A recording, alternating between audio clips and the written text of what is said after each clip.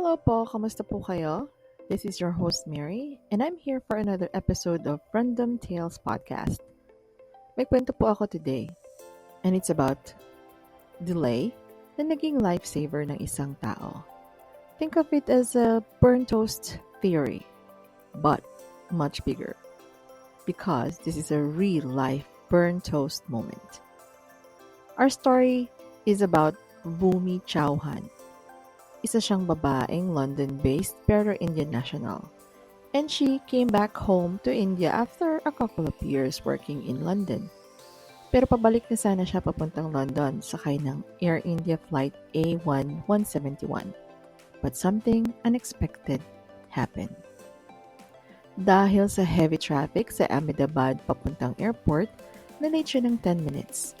Upon arrival at the airport, she learned that the boarding gate was already closed.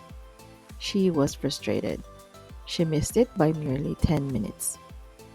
But after a few minutes that the plane took off, it crashed.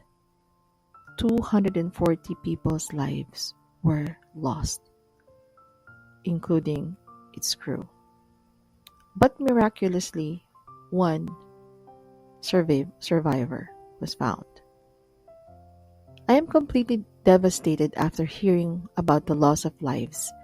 My body is literally shivering.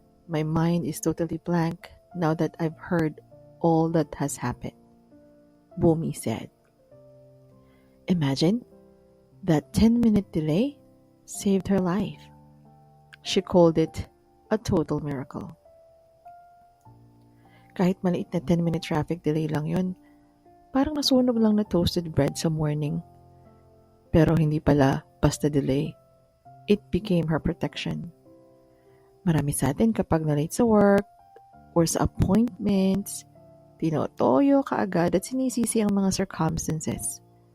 Minsan yung inconvenience is not delay or failure, but a lifeline. We usually get so caught up sa plans natin, pero nakakalimutan natin, life sees what we don't.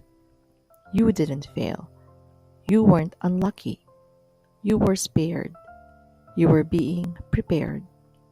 Si Bhumi, she survived a plane explosion. That's the burnt toast theory in action.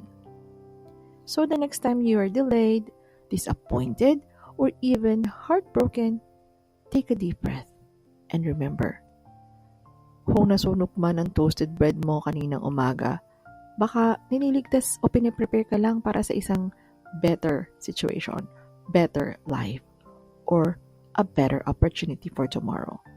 Baka ito yung delay na makakapagligtas sa'yo. Delay isn't always denial. Maybe, just maybe, life is rerouting you to protection, preparation, or a greater path. Trust the timing. Trust the process. And most of all, trust that even the burned parts of life have a purpose. Thank you for listening. At kung na-feel mo ang story na ito, na-inspire or napaisip ka, or had the perspective shift, share mo na din tong episode natin for today. Baka ma-inspire din yung iba. Always remember, delays are not denial. So hanggang sa susunod na episode natin here on Random Tales, I am your host, Mary, signing off.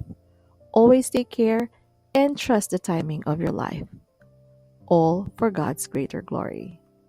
Have a nice day.